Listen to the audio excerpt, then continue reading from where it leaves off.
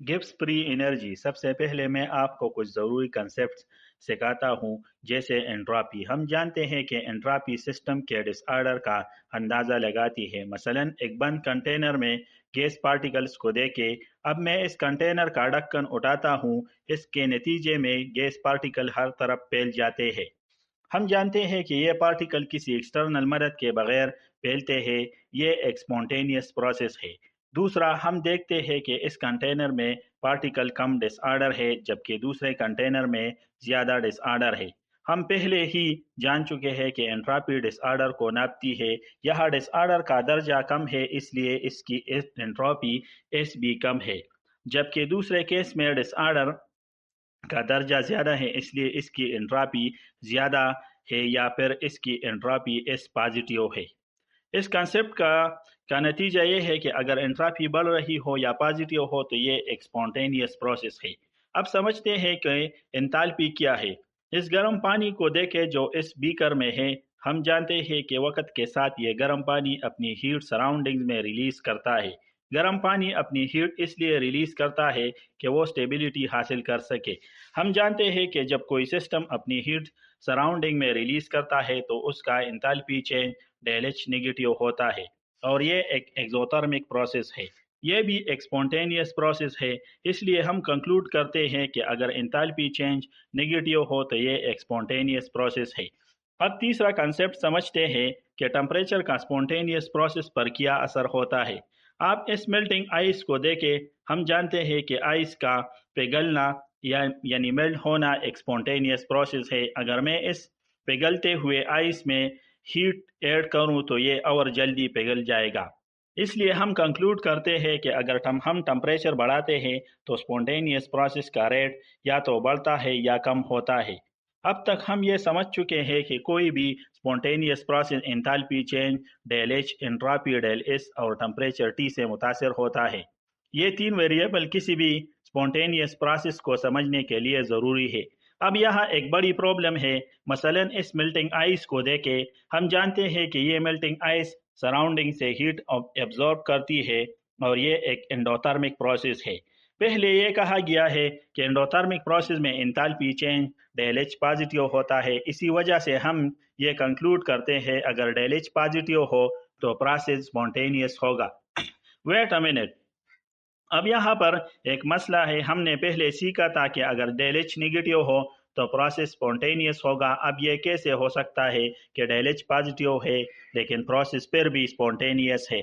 इसलिए हम कहते हैं कि सिर्फ डेल एच के बेस पे हम ये नहीं कह सकते कि कोई प्रोसेस स्पॉन्टेनियस है या नहीं।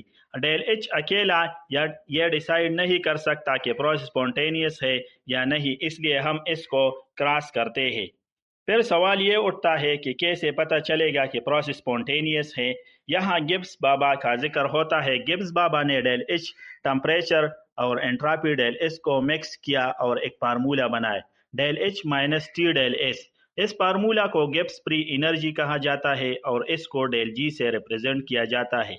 गिब्स फ्री एनर्जी हमें बताता है कि रिएक्शन स्पॉन्टेनियस है या नहीं।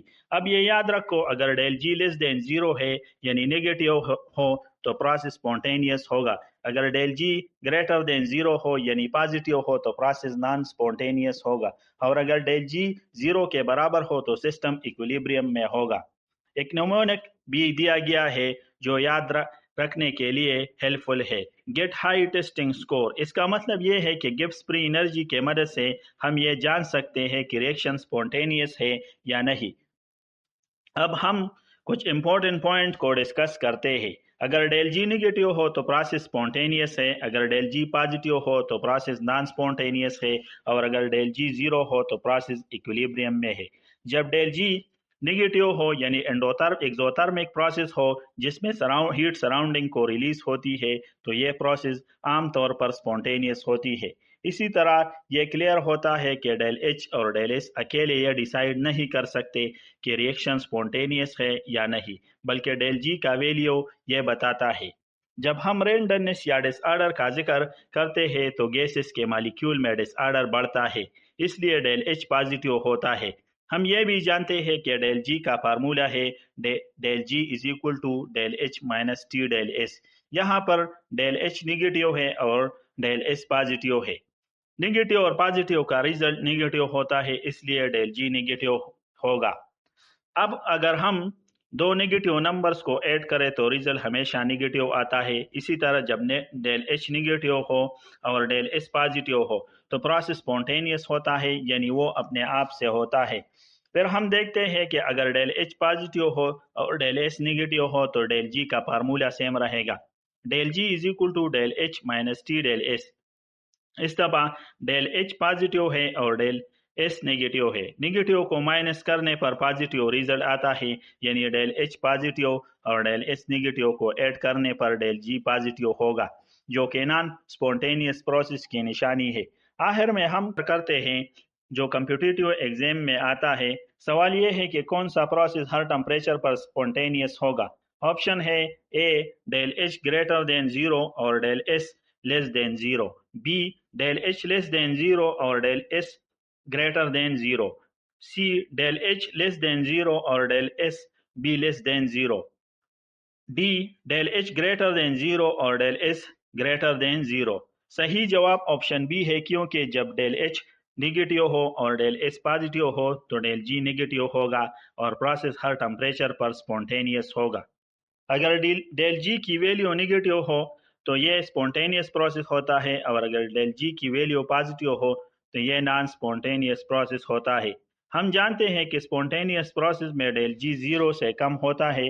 डेल जी का फार्मूला है del G is equal to del H minus T del S, यानी del H minus T del S less than zero होगा। यहाँ से हम कहते हैं कि T del S greater than del H होगा, ये फिर T greater than del H या डिवाइडेड बाय डेल एस, यानी इसका मतलब ये है कि ये रिएक्शन सिर्फ एक खास टेम्परेचर से ऊपर स्पॉन्टेनियस होगा। मैं दोबारा रिपीट करता हूँ, ये रिएक्शन सिर्फ एक खास टेम्परेचर के ऊपर ही स्पॉन्टेनियस होगा। दूसरी तरफ नॉन स्पॉन्टेनियस रिएक्शन में डेल जी जीरो से ज़्यादा होता है। फिर से डेल जी का फार्मूला वही है, del G is equal to del H minus T del S. इस दफा del H minus T del S greater than zero होगा, यानी T less than del H या डेल एस। इसका मतलब ये है कि यह रिएक्शन सिर्फ एक खास टेम्परेचर से नीचे नॉन स्पॉन्टेनियस होगा। इसका नतीजा ये है कि अगर डेल एच और डेल एस पॉजिटिव है तो रिएक्शन एक टेम्परेचर के ऊपर स्पॉन्टेनियस होगा और उस टेम्परेचर के नीचे नॉन स्पॉन्टेनियस। मैं फिर से रिपीट करता हूँ, अगर डेल एच और डेल एस पॉजिटिव हो तो रिएक्शन एक टेम्परेचर से ऊपर स्पॉन्टेनियस और नीचे नॉन स्पॉन्टेनियस होगा। इसी तरह अगर डेल एच और डेल एस दोनों नेगेटिव हो तो भी रिएक्शन मुख्तलिफ टेम्परेचर पर स्पॉन्टेनियस और नॉन स्पॉन्टेनियस हो सकता है। अब ये इम्पोर्टेंट पॉइंट्स याद